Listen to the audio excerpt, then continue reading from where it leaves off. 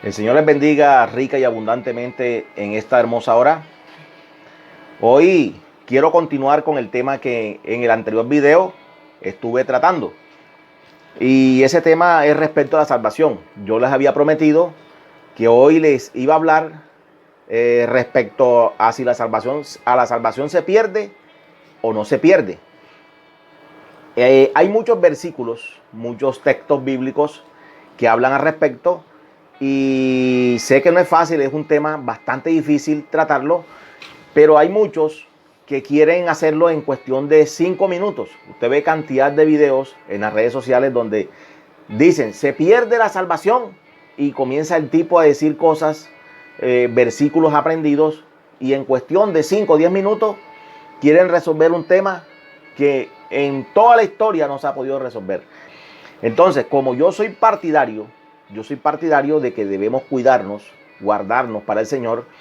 Yo no tomo el tema tan a la ligera. Entonces, lo que vamos a hacer en esta hora es analizarlo, no como todos lo han venido haciendo, sino mirarlo en el contexto bíblico desde el Antiguo Testamento. Todos sabemos que los que practican esta doctrina solamente hablan o toman partes de las cartas paulinas o del libro de Romanos, porque la mayoría son, yo no digo que calvinistas, son ultra calvinistas, y por eso ellos no pueden cambiar de opinión, y tenemos que pedirle a Dios que para esas personas sea el mismo Dios quien se les revele. Yo lo digo porque llegó un momento en estos 23 años de ser cristiano, que llegó un momento en el cual yo también creí esta doctrina. Incluso en una predicación que estaba haciendo en una iglesia, yo lo dije abiertamente: la salvación no se pierde, pero en mí quedaba algo que me redarguía, y es el Espíritu Santo, y yo sabía que estaba enseñando mal. Entonces vamos a mirar ahora, en este momento, vamos a irnos a la palabra de Dios. Vámonos al libro de Isaías, capítulo 19, y usted lo puede buscar para que entre en contexto, buscarlo desde el versículo 13 hasta el 21, donde el Señor está hablándole al pueblo de Israel que estaban prevaricando. La palabra prevaricar quiere decir apostatar, estaban apartados de Dios, y Dios los estaba llamando al arrepentimiento, y termina en el versículo 20 diciendo, Isaías 59:20 dice: y vendrá el Redentor a Sión, y a los que se volvieren de la iniquidad en Jacob, dice Jehová. Fíjense que en esa parte el Señor les promete que vendría un Goel, un Redentor a Sión o a Jerusalén, en el mejor término de la palabra. Él les prometió un Redentor, y ese Redentor es nuestro Señor Jesucristo. Entonces, Redentor viene del hebreo con número Strong H1350, y significa redimir, liberar, vengar, asumir responsabilidad de pariente. Muchos hacen la pregunta: ¿por qué a nosotros, por qué fue necesario que el Señor Jesucristo, como hombre, pagara el precio por nuestros pecados? Aquí tienen la respuesta. Porque lo que más asemeja a un humano era otro humano, y él se hizo hombre para podernos redimir. No lo podía hacer un ángel, porque el ángel tiene una personalidad divina, y él se hizo hombre, se hizo humano, porque se requería que el pariente más cercano fuese quien redimiese al que estaba condenado o que estaba esclavizado. O sea, porque había muchas formas de la persona llegar a ser esclavo. Una era que en medio de su pobreza él se vendiera para que a través de un servicio prestado a ese dueño o a esa persona a la cual se había vendido esclavo, él le pudiera pagar en determinado tiempo, y si no tenía dinero, podía otro venir a reclamarlo. El mejor caso de la redención lo puede ver usted en el libro de Ruth, cuando dice que ella, Ruth, la moabita, se casó con un hijo de Noemí, y ellos perdieron las tierras, y luego la tierra estaba en posesión de alguien y ellos querían redimirla, y el pariente más cercano no se quiso casar con ella, y por eso Boaz se casó con ella y la redimió y adquirió todos sus bienes, o sea, los recuperó. Entonces, la cuestión es muy fácil de explicar lo que es el término redención. Dice aquí, se usa básicamente para referirse a la liberación de personas y propiedades vendidas para cancelar deudas. Vamos a ver lo que dice en Levítico 25:25, dice, cuando tu hermano empobreciere y vendiere algo de su posesión, entonces su pariente más próximo vendrá y rescatará lo que su hermano hubiere vendido. Eso fue lo que hizo nuestro Señor. Nosotros estábamos vendidos al pecado, estábamos esclavos del diablo, estábamos, como dice Efesios 2:1, estábamos muertos en nuestros delitos y pecados, y el Señor vino y nos redimió. Eso da la idea como cuando alguien iba en ese tiempo a una plaza de mercado a comprar esclavos y a redimirlos y hacerlos de su propiedad. Eso fue lo que hizo el Señor. El Señor nos hizo propiedad suya a través de la preciosa sangre de Él derramada en la cruz del Calvario. La salvación es gratuita, es un don, es un regalo de Dios para nosotros, pero gratuita para nosotros, pero tuvo un gran precio porque fue adquirida a precio de sangre a través de nuestro Señor Jesucristo. Entonces, vamos a ir mirando poco a poco. Ya miramos lo que era la redención, todo lo que implicaba el término redimir. Dice que quien tenía la responsabilidad de redimir era el pariente más cercano. Fuera un hermano, un tío, un primo, y así sucesivamente, tenía que ser varón para poder redimir. Ojo con eso, no podía ser una mujer, tenía que ser varón el que redimía al que estaba vendido en esclavitud. La persona que redimía se conocía como el pariente redentor. Eso lo pueden ver ustedes en Ruth 2:20 y Ruth 4:5, para ir avanzando. El término salvación en el Nuevo Testamento viene del griego con número Strong 4991 y es soteria. Soteria denota liberación y preservación. Se usa para liberación temporal de peligros, para liberación de personas enfermas y liberación también de la parte espiritual. Y lo que tiene que ver también de personas que estaban en un momento de adversidad, dice que soteria también significaba salvación para ellas. Podemos ver un caso muy particular, el caso del carcelero, el capítulo 16 del libro de los Hechos. Él le dice al apóstol Pablo, ¿qué debo hacer para ser salvo? Y dice que, ¿por qué le dijo eso? Porque estaba en un momento de adversidad, en un momento que él pensó que los esclavos se habían escapado, y un carcelero que dejaba escapar a sus esclavos, a sus presos, a los que estaban prisioneros, tenían que pagar con su vida el dejar escapar a un prisionero. Entonces hay que tener,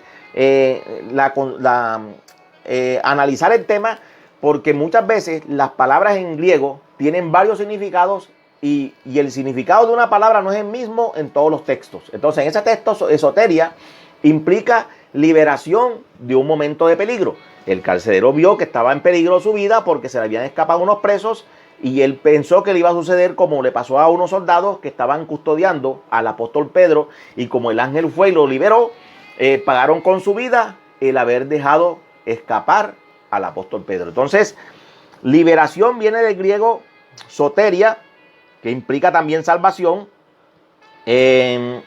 Para que haya salvación, yo puse aquí, yo estuve escribiendo. A mí me gusta escribir porque muchas veces uno quiere retener toda una memoria. Entonces yo me tomo el trabajo de escribir todo para irme guiando, porque estos son temas que tú no te puedes salir por la tangente y de pronto te emocionas, como los evangelistas que están predicando algo y se sollan y comienzan a predicar cosas que no van de acuerdo a lo que están leyendo. Entonces aquí dice que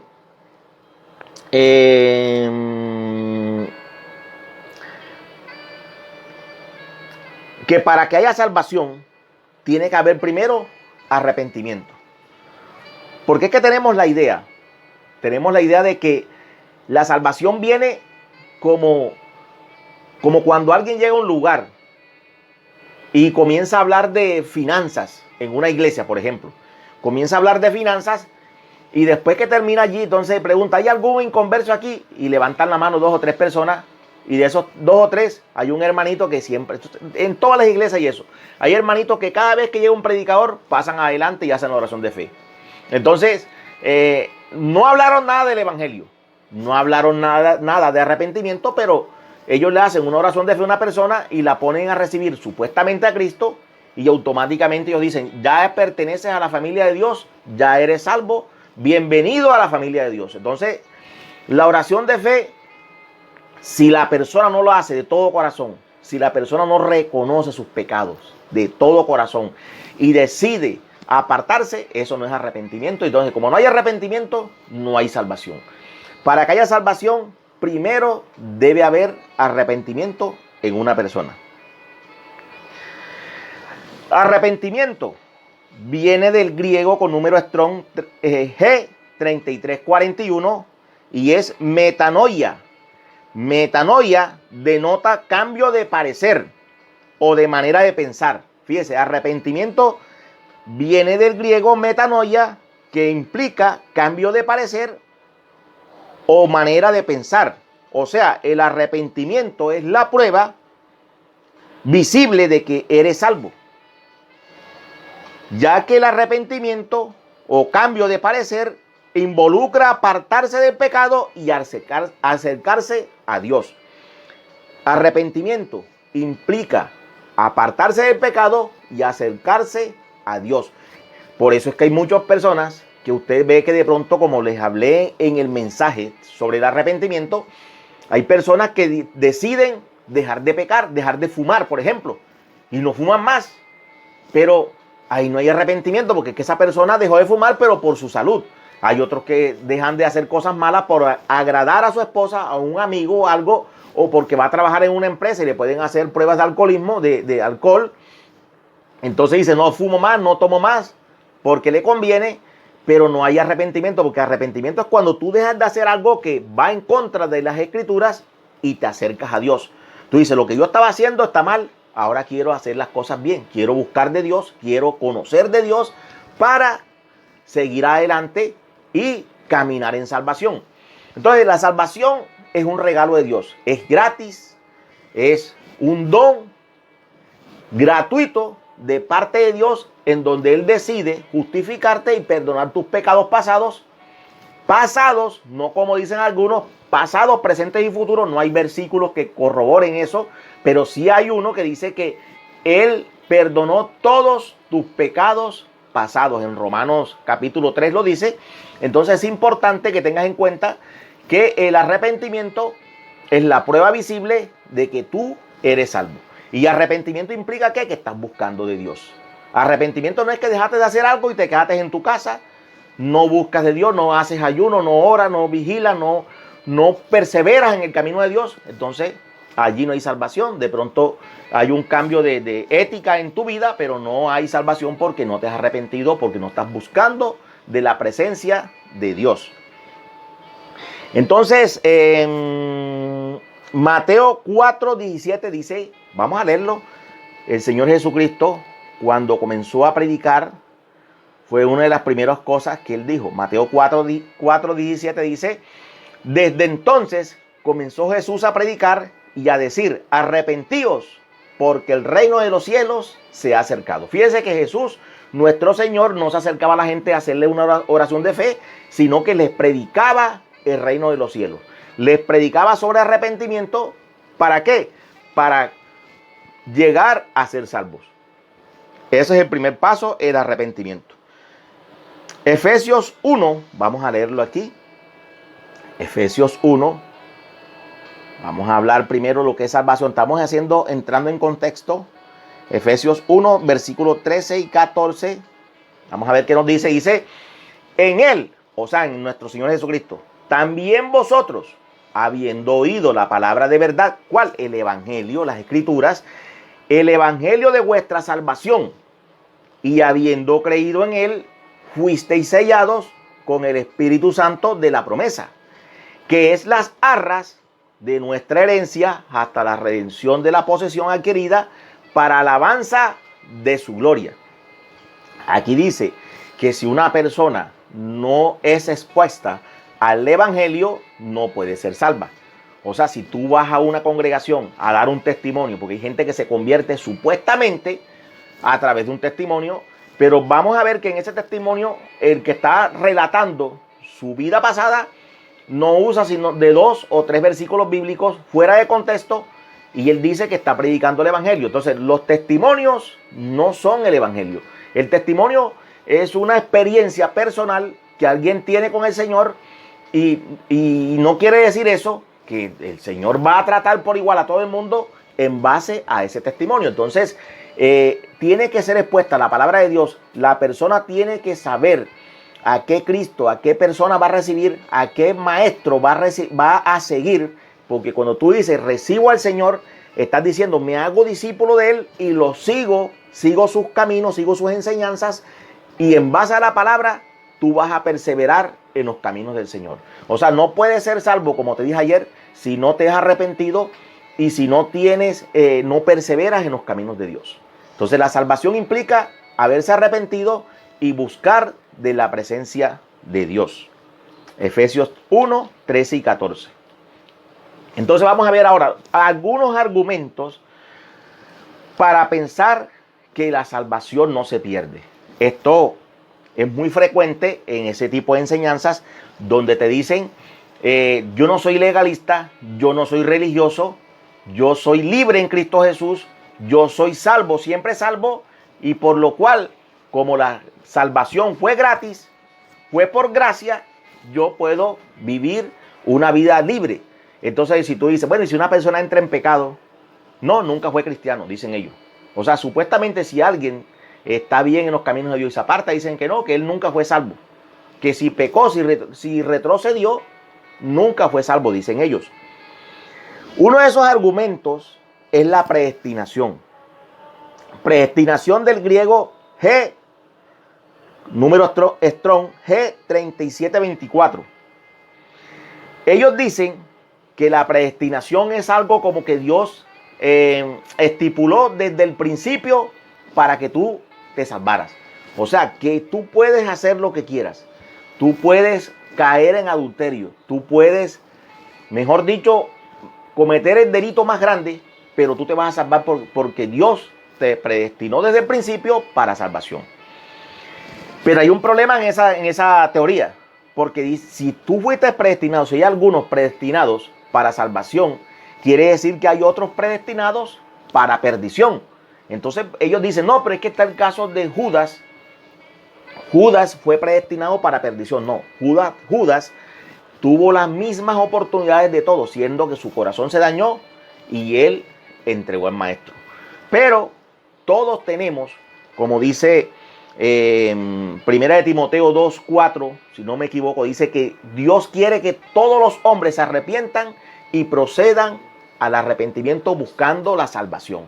Él quiere que todos se salven y procedan al arrepentimiento. Lo dice en Primera de Timoteo capítulo 2. Es tremendo. Para la predestinación, ellos se basan en Romanos. Que Romanos es el libro preferido de los calvinistas. Romanos capítulo 8, versículo 28. Estos son los versículos de combate de ellos y no hay quien los saque de allí. Dice aquí, y sabemos que a los que aman a Dios todas las cosas les ayudan para bien. Esto es, a los que conforme a su propósito son llamados. Porque a los que antes conoció, también los predestinó, para que fuesen hechos conformes a la imagen de su Hijo, para que Él sea el primogénito entre muchos hermanos. Y a los que predestinó, a estos también llamó. Y a los que llamó, a estos también justificó. Y a los que justificó, a estos también glorificó. ¿Qué pues diremos de esto? Si Dios es por nosotros, ¿quién contra nosotros? Ellos dicen que fueron predestinados y que aquí lo está diciendo. Ellos dicen que con este texto bíblico dicen que se justifica que fuimos predestinados para salvación y por eso no hay nada que te pueda hacer caer de la gracia de nuestro Señor Jesucristo. Por ejemplo, la predestinación anula el libre albedrío. Ese es otro problema que se presenta con la predestinación. Ellos dicen que nosotros no tenemos libre albedrío. El libre albedrío es la capacidad que tenemos los hombres para elegir entre lo bueno y lo malo. Todos miramos cuando Dios le hace la advertencia en el huerto del Edén a Eva y a Adán, le dice que todo árbol podían comer menos del árbol del conocimiento del bien y del mal. Ellos decidieron comer del árbol y por ende cayeron de la gracia de nuestro Señor. Entonces, si nosotros, dicen ellos, que no tenemos libre albedrío, seríamos como unas máquinas que estamos programadas, unas para irse con el Señor y otras para irse para el infierno. Y quiere decir eso también que si hay personas predestinadas para perdición, tú le puedes predicar lo que quieras, que ellos se van a perder de todas maneras. Entonces, ¿para qué el Señor nos envió a nosotros a predicar el Evangelio? Si ya Él tenía y Él sabía de antemano quiénes se iban a salvar y quiénes se iban a perder. Esa doctrina agrede el libre albedrío. Y el libre albedrío dice aquí en Deuteronomio capítulo 30, vamos a ver qué dice. Deuteronomio capítulo 30, verso 19. Vamos rápido porque hay bastante lectura. Deuteronomio 30, 19 dice: a los cielos y a la tierra llamo por testigos hoy contra vosotros, que os he puesto delante la vida y la muerte, la bendición y la maldición. Escoge pues la vida para que viváis tú y tu descendencia. Aquí Moisés le está advirtiendo al pueblo de Israel que ponía delante de ellos la muerte y la vida, y él los aconseja: escojan la vida para que vivan ustedes y su descendencia. Si ellos no hubiesen tenido el libre albedrío, créeme que Moisés le dice: escojan esto, este mandamiento, porque esto es vida, porque ustedes se van a salvar. Es más, él antes de morir le dice: yo sé que después de mi partida, después que yo muera, ustedes se van a chapetar, ustedes se van a ir a adorar imágenes y van a ser deportados. Moisés les dijo todo lo que iba a pasar, porque Moisés conocía, él tenía mucho discernimiento y sabía cómo era el proceder de ellos. Entonces ellos se entraron en idolatría, vinieron los babilonios, se los llevaron cautivos a uno, los asirios a las 10 tribus del norte, y todo se cumplió. Aquí en el versículo 19 está hablando del libre albedrío. Isaías 55. Isaías 55. Si no tuviésemos libre albedrío, entonces vamos a ver qué pasaría aquí. Isaías capítulo 55, versos 6 y 7. Dice: buscad a Jehová mientras puede ser hallado, llamadle en tanto que está cercano. Deje el impío su camino y el hombre inicuo sus pensamientos, y vuélvase a Jehová, el cual tendrá de él misericordia, al Dios nuestro, el cual será amplio en perdonar. El Señor dice aquí que lo busquen los impíos. Si ellos dicen que, por ejemplo, aquí lo que dice Efesios, Efesios 2, vamos a buscarlo aquí en Efesios 2. Ellos se basan mucho en este versículo. Ellos te van a citar siempre este versículo, dice aquí Efesios 2. Y Él os dio vida a vosotros cuando estabais muertos en vuestros delitos y pecados. Ellos dicen que, como aquí dice que estamos muertos, dicen ellos, un muerto no tiene la capacidad de reaccionar ante nada. Un muerto no decide nada, un muerto está perdido. Y solamente revive si es Dios quien lo levanta, así como Jesús levantó a Lázaro. Dios levanta a una persona que esté perdida en sus delitos y pecados, Dios lo levanta. O sea, supuestamente, como no tenemos libre albedrío, no tenemos la capacidad de escoger lo bueno, sino lo malo, y aquí dicen ellos, aquí lo estamos corroborando, entonces dice que el libre albedrío de nosotros está anulado. No tenemos libre albedrío porque no tenemos la capacidad de escoger el bien, de buscar a Dios, según ellos en el capítulo 2 del libro de Efesios, versículo 1. Entonces aquí Isaías me dice diciendo a los impíos: busquen a Dios mientras pueda ser hallado. Búsquelo en tanto que está cercano. Déjelo el impío su camino. O sea, el impío tiene la capacidad de reaccionar, de dejar el pecado y buscar a Dios.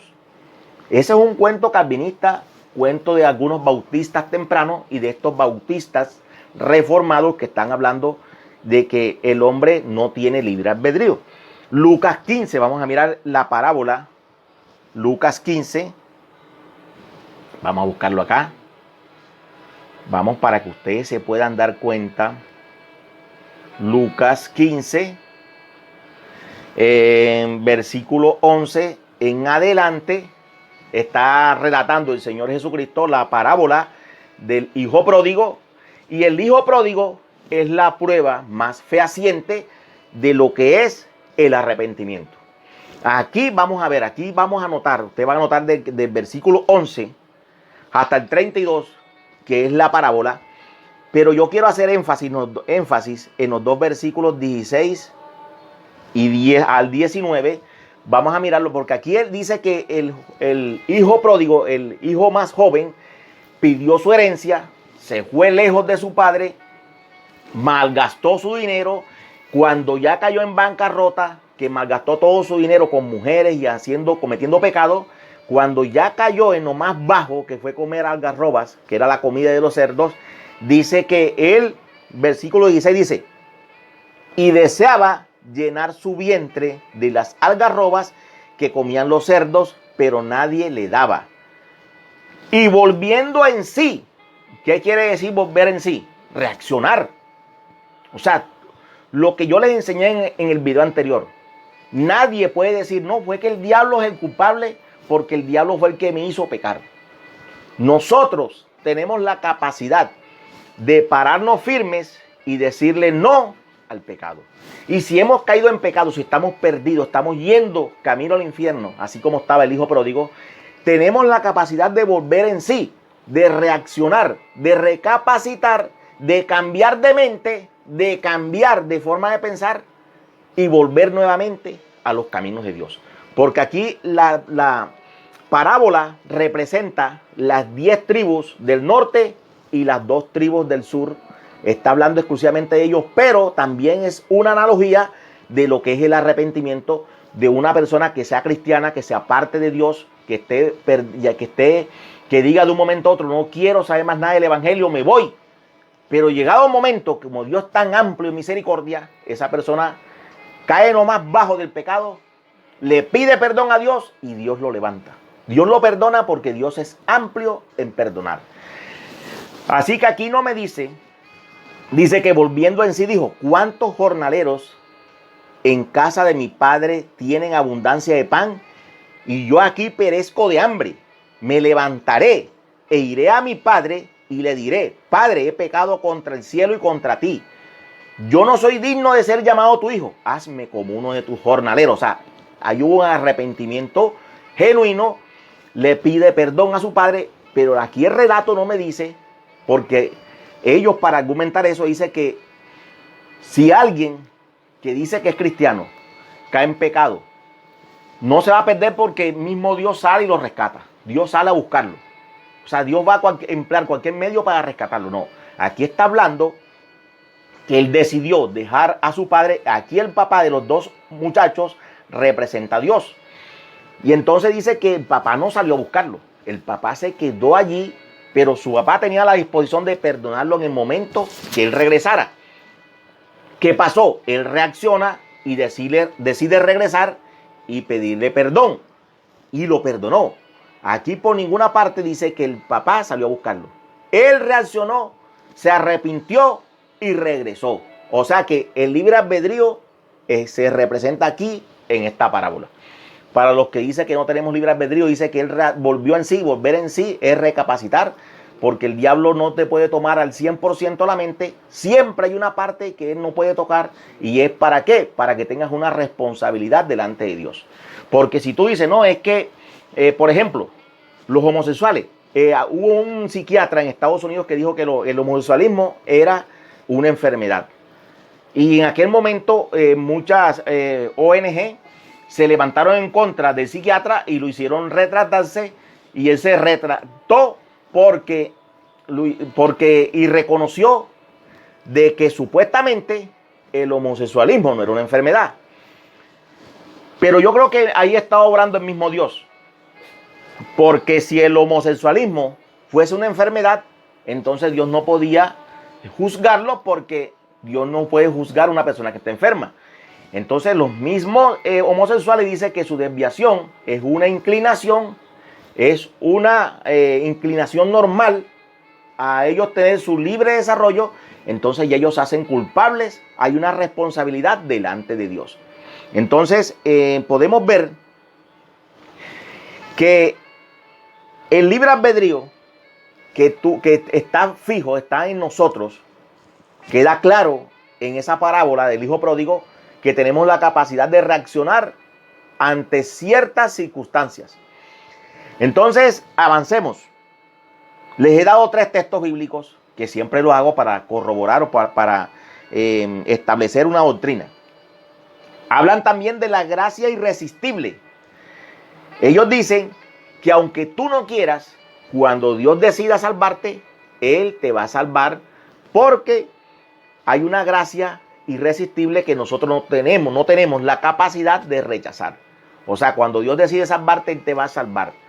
Y no usan ni versículos, porque es que yo a veces espero que ellos me den textos bíblicos para confirmarme lo que están diciendo, pero comienzan a hablar y hablar, no sé si sacan esos, son conceptos psicológicos, pero no me usan versículos bíblicos, no me muestran un pasaje, por lo menos que me diga que eso es cierto, que para que yo pueda aceptar que hay una gracia irresistible y que el hombre no tiene capacidad de rechazarla.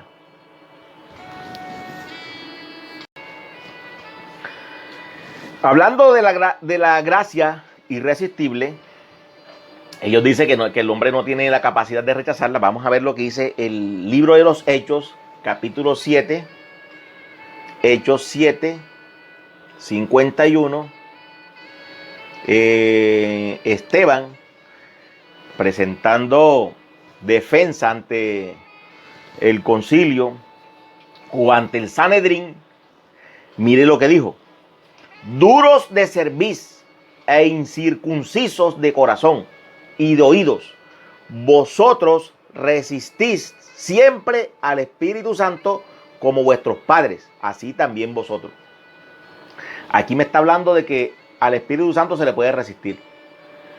Entonces ellos se burlan cuando en una iglesia algún pastor está diciéndole al que está orando: no te resistas. Es algo risorio porque ellos se burlan de los pastores pentecostales porque hacen eso. Pero aquí el Espíritu Santo me está hablando la palabra que lo podemos resistir. Aquí, por ejemplo, Isaías 63. Vamos a ver, Isaías capítulo 63. Vamos a ver qué dice. Si ellos son más sabios que el profeta Isaías. Versículos 8 al 10. Dice: porque dijo: ciertamente mi pueblo son hijos que no mienten, y fue su salvador. En toda angustia de ellos, él fue angustiado, y el ángel de su faz los salvó. En su amor y en su clemencia los redimió y los trajo y los levantó todos los días desde la antigüedad. Mas ellos fueron rebeldes e hicieron enojar su Santo Espíritu, por lo cual él se les volvió enemigo y él mismo peleó contra ellos. Mira eso, el Espíritu Santo de Dios se puede volver enemigo de una persona cuando la persona persiste en el pecado. El Espíritu Santo es amor, él vino para guiarnos, para dirigirnos, pero cuando nosotros somos rebeldes, cuando persistimos en pecar, cuando decidimos tratarlo inadecuadamente, lo contristamos y por ende él se vuelve en contra de nosotros. Por eso lo que tú dices que estás seguro de la salvación, yo estoy seguro, porque aquí hay dos extremos también. Hay gente que si pelea con el marido y le pega un calderazo, ya al día siguiente dice: no, ya me voy para el infierno porque le pegué con el caldero en la cabeza al otro y ya me voy para el infierno. Si de pronto estuve en una reunión y por alguna circunstancia se tomó 2 o 3 cervezas y dice: no, ya esta alma se perdió, no sigo más el evangelio. Si dice una mala palabra que se le escapó de pronto: no, ya no voy, no soy más porque yo digo malas palabras, ya no soy cristiano. O sea, de esto se trata. Aquí está la perseverancia de los santos. No es correcto decir malas palabras. No está bien que una mujer le pegue con el caldero a su marido en la cabeza. No está bien que el hombre le pegue un puñito a la mujer, lo que llaman un puño santo, entre comillas. Está mal delante de Dios. Pero ¿qué pasa? Si lo hiciste, tienes que pedirle perdón a Dios y te reconcilias con el Señor. Aquí es el arrepentimiento. es una cuestión del día a día. Tú vienes cometiendo algo de un momento a otro, reaccionas, sabes que estás haciendo mal, le pides perdón a Dios y sigues perseverando en los caminos de Dios. Pero no está bien que entres en pecado y bajo el argumento de que ya tú eres salvo y que la salvación no se pierde, vas a seguir pecando, porque dicen que donde abundó el pecado, sobreabundó la gracia. Así dicen algunos pecadores que les gusta practicar el pecado. Dicen, no, que donde abunda el pecado, sobreabunda la gracia. Porque mi Dios ama a los pecadores. Ya, él, ¿cómo que dice? Que no fue ni, eso no es ni bíblico. Dice, Dios ama al pecador, pero aborrece el pecado. Eso es una frase de Gandhi, pero no sé quién la acuñó en el Evangelio, y eso lo usan los evangelistas para decir, Dios ama al pecador, pero aborrece el pecado. No, dice la Biblia que Dios aborrece al pecador. Dios está airado contra el impío todos los días de su vida. Juan 3:36 dice que la ira de Dios está sobre aquellos que no aceptan el sacrificio de nuestro Señor Jesucristo. Entonces, no estés usando filosofías de hombre. Esa frase es de Gandhi. No la uses en el Evangelio, no la uses en tus enseñanzas, porque no tiene base bíblica. Entonces, ya vimos que el Espíritu Santo se le volvió enemigo a los israelitas porque lo contristaron, lo despreciaron y él peleó contra ellos.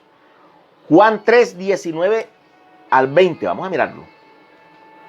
Juan, capítulo 3, versículo 19 y 20 dice, y esta es la condenación, que la luz vino al mundo y los hombres amaron más las tinieblas que la luz, porque sus obras eran malas. Porque todo aquel que hace lo malo aborrece la luz y no viene a la luz para que sus obras no sean reprendidas. ¿Qué quiere decir esto? Que el Señor te hace el llamado porque Él es quien nos escoge. Él te hace el llamado, pero tú decides si lo sigues o no lo sigues. Tú decides si lo rechazas o no lo rechazas. Ellos dicen que tú no puedes rechazarlo porque tú no tienes libre albedrío y Él decide tomarte por la fuerza y de obligarte a seguirlo. No.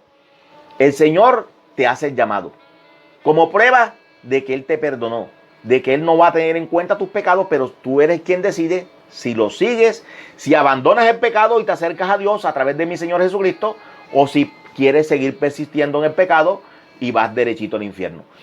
La gracia irresistible no tiene base bíblica. Aquí hay textos bíblicos y hay muchos más que corroboran que la gracia irresistible de Dios no es una doctrina cristiana, es una doctrina de los bautistas reformados para justificar sus malos procederes. De esa doctrina las promueven pastores como Miguel Núñez, John MacArthur, Sugel Michelin, John Piper, Jonathan Edwards, Paul Washer, Charles Spurgeon, denominado el príncipe de los pastores, y Armando Alducin, que entre otras cosas Armando Alducin no se sabe si es bautista, si es pentecostal, si es adventista, porque tienes una mezcla toda rara y él no se define qué doctrina sigue él. Él dice que la salvación no se pierde, que tal, pero no sé, realmente Armando Alducin, un buen maestro, pero tiene una mezcla de doctrinas allí que no sé a ciencia cierta. Dice que Enlace es una cueva de ladrones, pero sigue predicando en Enlace. Yo no puedo, si yo sé que alguien es ladrón, que alguien está haciendo mal, yo no puedo estar allí. Porque la Biblia ahí me dice que si yo sé que comer carne es pecado, y dice el apóstol Pablo, si te ven a ti sentado en una mesa comiendo carne, el débil de la fe va a hacer lo mismo que tú. Entonces, si alguien lo ve en Enlace y dice, no, pero si Alducin, que es tremendo maestro, está en Enlace, yo también voy a poner un programa en Enlace y voy a seguir patrocinando que ellos sigan con su falsa doctrina. Entonces hay que tener mucho cuidado con este tipo de maestros. Entonces, ellos dicen que la salvación no se pierde. Argumentos que ellos usan, Romanos 8, 38 y 39. Vamos a ver, Romanos capítulo 8. Vamos rápido porque esto es 38 y 39. Dice aquí, por lo cual estoy seguro de que ni la muerte, ni la vida, ni ángeles, ni principados, ni potestades, ni lo presente, ni lo porvenir, ni lo alto, ni lo profundo, ni ninguna otra cosa creada nos podrá separar del amor de Dios que es en Cristo Jesús, Señor nuestro. Ellos dicen eso y yo les digo que tienen razón. Nada te puede apartar a ti de Dios. ¿Por qué? Porque tú eres un escogido, tú eres un perseverante en los caminos del Señor. En ese versículo yo concuerdo con ellos. Porque tú no puedes ser cristiano hoy y mañana decir no soy más cristiano y ya, no. Si tú eres un escogido, tú vas a perseverar. Juan 10, 27 al 30, vamos a mirarlo. Estos son los versículos de combate de ellos para decir que la salvación no se pierde. Juan 10, versículos 27 al 30 dice: mis ovejas oyen mi voz y yo las conozco y me siguen. Y yo les doy vida eterna y no perecerán jamás, ni nadie las arrebatará de mi mano. Mi Padre que me las dio es mayor que todos y nadie las puede arrebatar de la mano de mi Padre.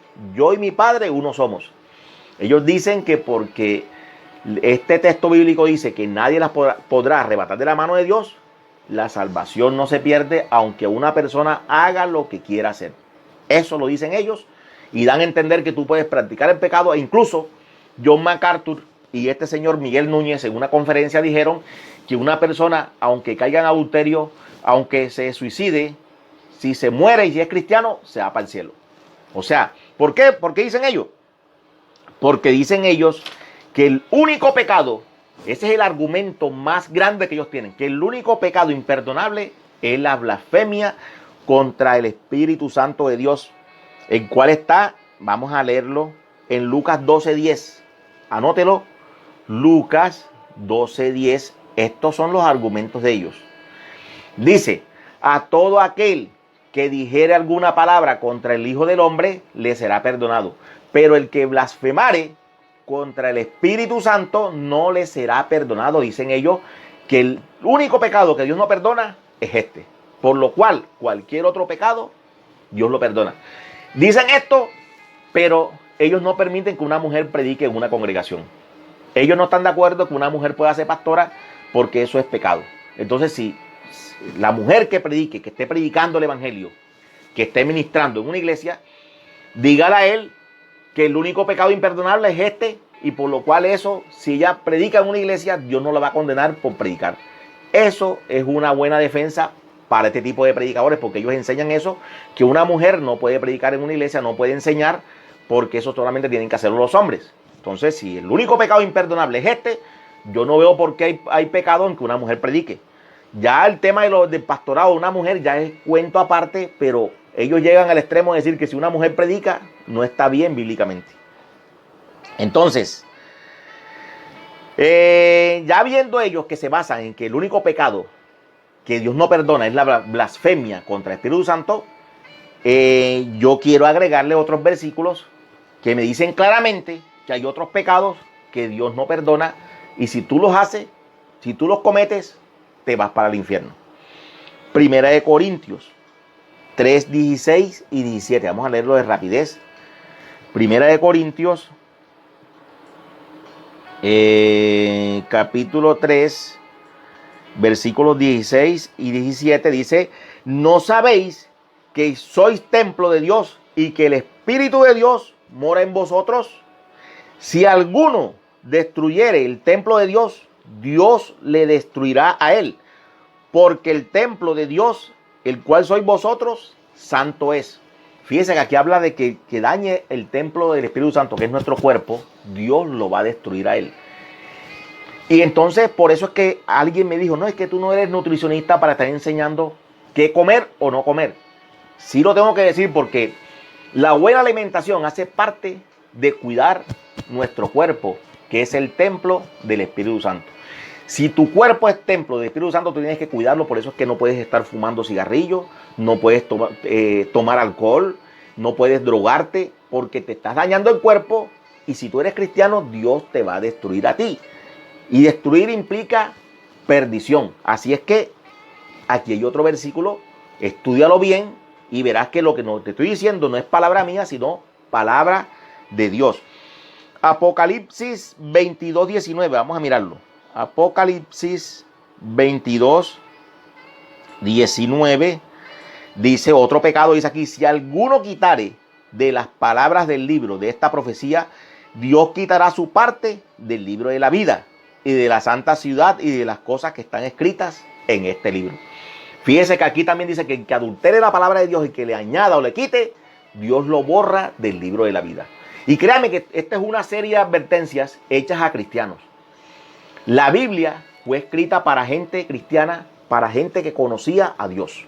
En el Nuevo Testamento, las cartas apostólicas fueron escritas para cristianos. Y si hay advertencias es porque se corre riesgo de cometer esos pecados.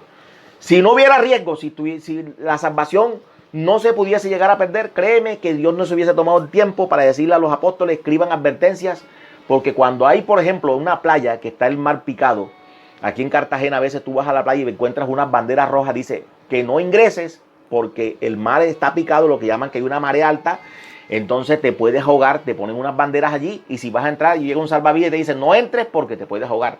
Si tú entras bajo tu propio riesgo y te sucede algo, ellos son libres de culpa porque te advirtieron y hay unas advertencias las cuales tú no tuviste en cuenta y te metiste al agua. Así también hay unas advertencias en la Biblia que corres el riesgo que si te descuidas puedes perder la salvación y si tú las tienes, las desechas, las tienes en poco, las ignoras, un día vas a saber si la perdiste o no la perdiste.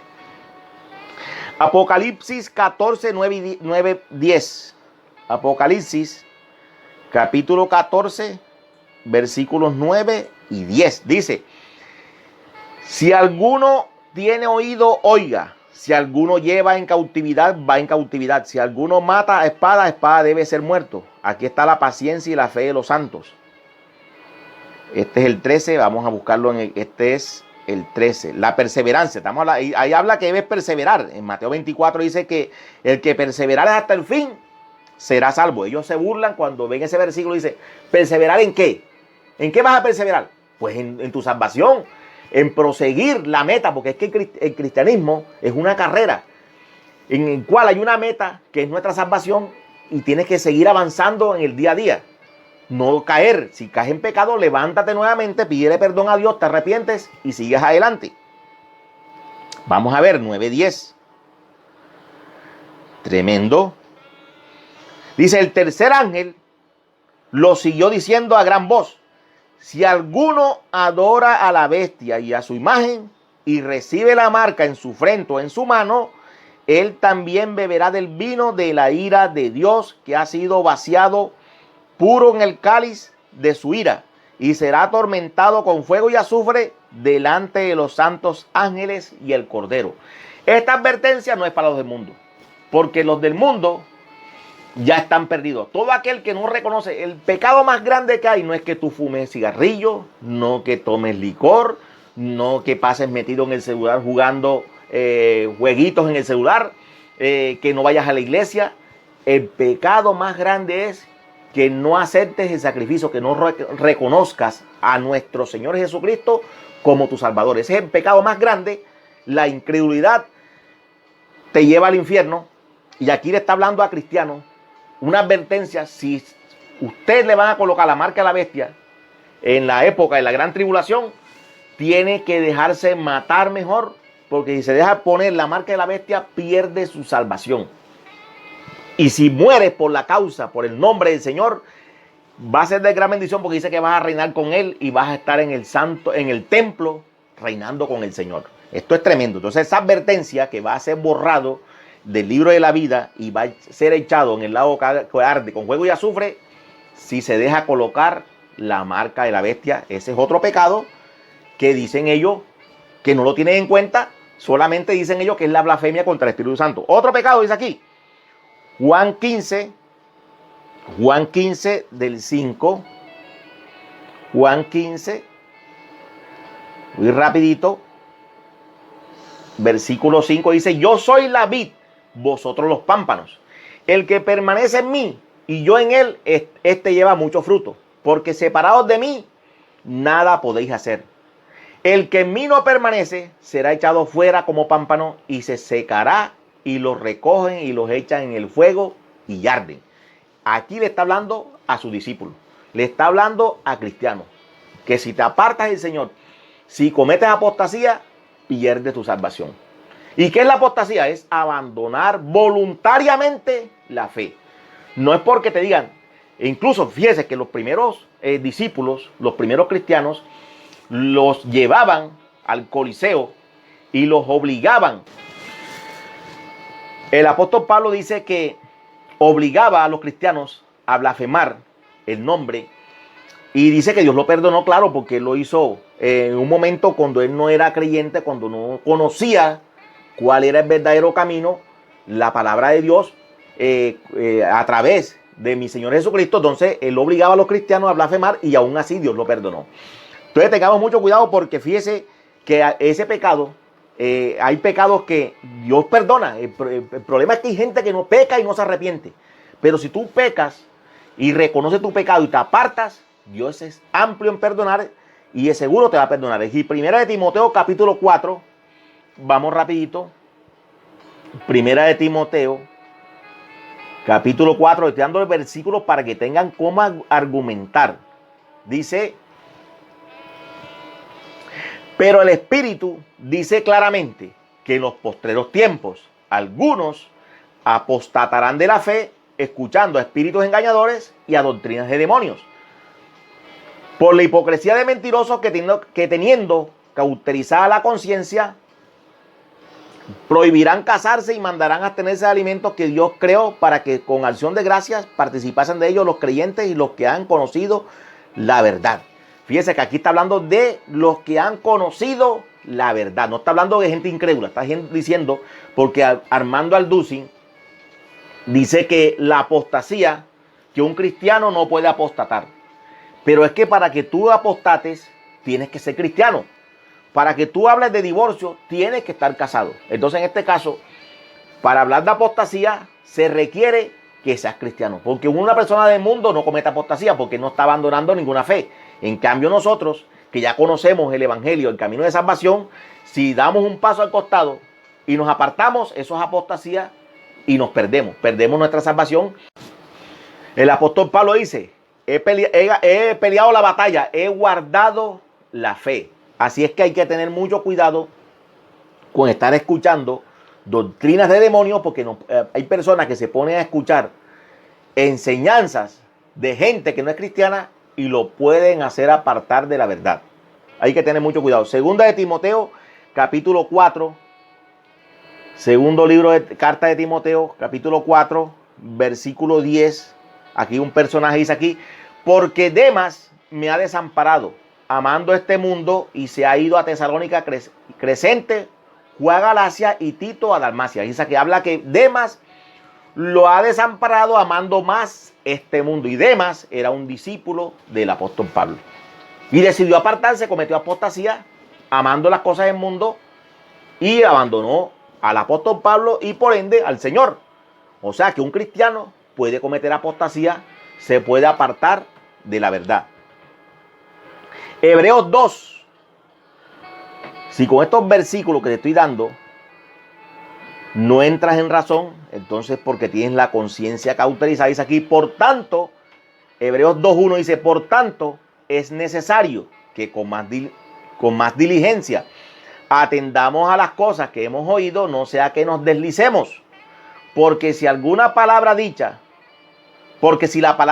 por medio de los ángeles fue firme, y toda transgresión y desobediencia recibió justa retribución, ¿cómo escaparemos nosotros si descuidamos una salvación tan grande, la cual, habiendo sido anunciada primeramente por el Señor, nos fue confirmada por los que oyeron, testificando Dios juntamente con ellos con señales y prodigios y diversos milagros y repartimientos del Espíritu Santo según su voluntad? Dice que no descuidemos nuestra salvación, no sea que nos deslicemos. Y ese término deslizar hace una analogía cuando otra vez nuevamente tú vas a la playa. Los que han ido a playa, los que tienen la oportunidad, yo hablo de playa porque yo estoy aquí en Cartagena, India, tenemos el mar, tenemos playa, yo conozco de esto. Uno va, se para en la orilla de la playa, dentro del agua, lógico, y sin darse cuenta, cuando uno mira, ya está 3, 4 metros más adelante. Sin darse cuenta se va deslizando. Y así hay cristianos que poco a poco se han ido deslizando y ya hoy están descuidados. Les importa nada el evangelio. Ellos dicen que son cristianos, están en fornicación, están en adulterio no reaccionan, no le piden perdón a Dios y siguen en su pecado porque supuestamente ya son salvos, siempre salvos. Son desobedientes a los padres, no honran a sus padres, son malos hijos, son mal hablados, pero dicen que son cristianos. Están descuidados, están deslizados, pero no reaccionan, no vuelven en sí. Pero como dicen que ya son salvos, siempre salvos, entonces, ¿qué vamos a hacer? Sino pedirle a Dios que los haga reaccionar. Primera de Corintios 6, de 9 al 11, habla de una lista de pecados que tú siendo cristiano no puedes practicar. El adulterio, la fornicación, la mentira, el homosexualismo, la avaricia. Todos esos pecados te impiden a ti entrar al reino de los cielos. Siendo cristiano, si los practicas, no vas a la presencia de Dios. Si no te arrepientes, porque hizo que esos pecados, los que practicaban eso, lo hacían antes. Pero ahora en Cristo Jesús son nuevas criaturas, por eso no pueden seguir practicando la maldad. Primera de Corintios 15, este sí es poderoso. Yo creo que ante este versículo tú no tienes nada que argumentar. Yo pienso que uno puede patalear hasta donde puede. Dice aquí, Primera de Corintios 15, 1 y 2 dice, además os declaro, hermanos, el evangelio que os he predicado, el cual también recibisteis, en el cual también perseveráis, por el cual asimismo, si retenéis la palabra que os he predicado, sois salvos. Si no, creíste en vano. ¿Qué pasa? Que si tú recibes el evangelio, dice, el apóstol Pedro también dijo eso, dijo que aquel que conociendo la verdad se aparta, que es mejor no haberlo conocido que conocerlo y dar un paso hacia atrás. Entonces aquí el apóstol dice que si no retienes la palabra tal como te la predicaron, creíste en vano, o sea, te pierdes. Colosenses 1, para terminar. Colosenses capítulo 1, tremendo, versículos 21 y 23. Con esto terminamos. Dice, y a vosotros también, que erais en otro tiempo extraños y enemigos en vuestra mente, haciendo malas obras, ahora os ha reconciliado en su cuerpo de carne por medio de la muerte, para presentaros sin mancha y santos y sin mancha e irreprensibles delante de él. Si en verdad permanecéis fundados y firmes en la fe. O sea, todo eso va a pasar si tú permaneces firme y fundado en la fe. Y sin moveros de la esperanza del evangelio que habéis oído. O sea, si te apartas, si apostatas de la fe, dice aquí, el cual se predica en toda la creación que está debajo del cielo, del cual yo, Pablo, fui hecho ministro. Está hablando del apóstol Pablo. Dice que si no permaneces, si no retienes la palabra, si no perseveras en los caminos de Dios, de nada te sirve haber hecho una oración de fe, haber caminado un tiempo con el Señor y luego decir no sigo más, abandono la fe, no me gusta, no me interesa, no quiero saber nada de Dios, yo decido pecar, yo voy al mundo. Te pierdes.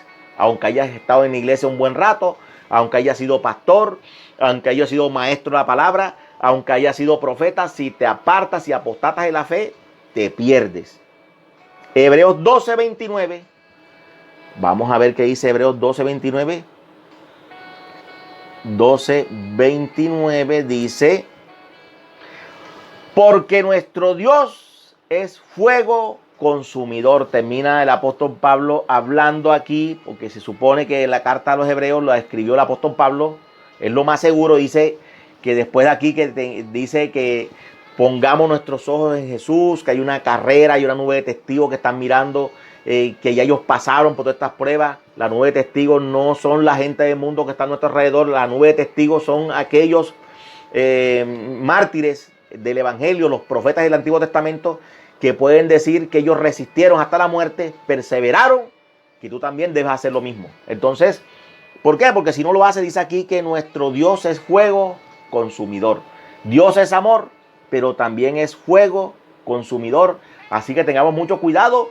Si alguno ha caído en pecado, levántate de nuevo, pídele perdón a Dios, arrepiéntate Y nuestro Dios es un Dios de amor y es amplio en perdonar. Lo malo es que no te arrepientas y decidas seguir pecando y creyendo que eres salvo. No eres salvo, tienes que arrepentirte y Dios te recibe y te hace nueva criatura. O sea, de eso se trata. El evangelio es eso, una carrera en la cual en el día a día tenemos que irnos arrepintiendo de las cosas malas que hayamos hecho. ¿Por qué? Porque todos le fallamos al Señor. En un momento determinado de nuestra carrera le vamos a fallar al Señor. Pero no todo está perdido. Hay tiempo de levantarse. Dice Eclesiastés, dice que más vale perro vivo que león muerto. Y Eclesiastés también dice algo que es muy cierto. Vamos a ver si lo encuentro por aquí. Debo estar aquí. Eclesiastés 7:29 dice, he aquí solamente esto he hallado, que Dios hizo al hombre recto, pero ellos buscaron muchos males o muchas perversiones.